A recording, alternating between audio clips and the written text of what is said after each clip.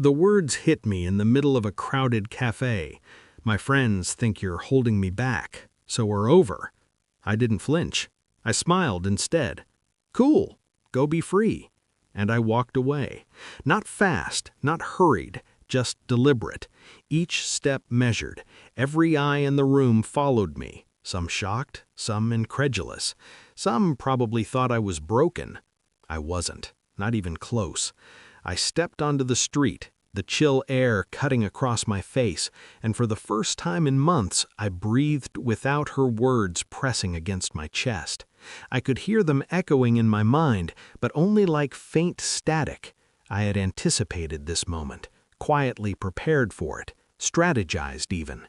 It had started subtly. A smile that lingered too long at the corner of her phone, a laugh shared over messages she quickly deleted, conversations she whispered into the night, not realizing I could hear the low hum of her jealousy, her secrets, her misdirection. At first, I doubted myself. Am I imagining things? She always said I was controlling, overthinking, insecure. But deep inside, a piece of me knew. The puzzle pieces lined up too neatly. Her sudden late-night absences, unexplained texts, subtle flinches whenever I approached. And then there were the friends, her friends. I noticed the subtle shift, the way they looked at me in passing, knowing glances, whispered comments she brushed off. I wasn't blind to it. I never was. I didn't confront her, not yet. I let suspicion grow, like a slow fire, carefully contained. Each unanswered call, each evaded question only fueled it. I began my quiet investigation. Phone logs, locations, screenshots she forgot to delete, emails forwarded by accident, photos mislabeled. Everything she thought was hidden was simply waiting to be discovered. I watched her in plain sight, calm on the surface, storm underneath, the perfect balance. She continued her routine, dates she claimed were work-related, texts she tried to erase mid-conversation, but I cataloged them all, mentally and digitally. Every lie, every slip, every half-truth meticulously recorded. I hired a private background check company. Simple things: verify timelines, cross-check appearances, trace her digital footprints. All the while, she thought I was moving on, that I was hurt, perhaps broken, maybe even desperate. She underestimated the patience it takes to dismantle a person's narrative without ever revealing your own strategy. The evidence arrived on a rainy Thursday. Photos, receipts, messages. Not scandalous for the world, but enough. Enough to make her tremble. Enough to make her understand that the truth is inexorable. I didn't confront her in anger. I handed her a folder one morning, at the exact time she expected casual conversation. "I think you should see this," I said quietly. Her hand shook as she opened it, eyes wide, face pale.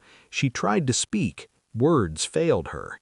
I waited, calm, detached, watching the internal unraveling, the panic she had cultivated in secret, now turning inward. I didn't," she started. I shook my head. I know. Nothing else needed to be said. The dossier told the story better than any confession ever could. I didn't scream, I didn't beg, I didn't threaten.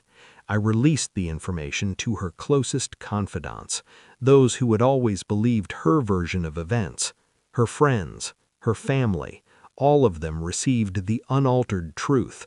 The shock was immediate. She could feel it radiating in every interaction. Whispers turned to confrontations. Faces she trusted now looked at her with disbelief. I simply walked away.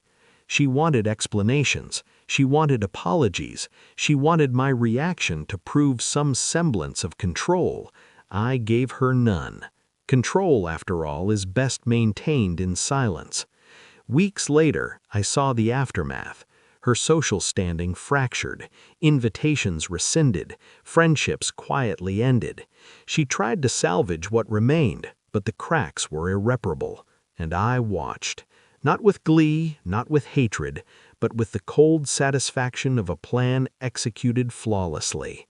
I didn't insert myself back into her life. I didn't gloat, because the victory was not in her suffering. It was in my freedom, in walking away while the world realized what she had done. I remembered her words, "My friends think you're holding me back." I hadn't held her back. She had trapped herself in her own illusions, and I had merely allowed the truth to surface. Now I exist unbound. Conversations no longer manipulate me. Guilt no longer resides in my chest. I'm free from the distortions of her reality. Sometimes I hear whispers of what she became. I don't care. The last word, the final act, always belonged to me. I smile quietly.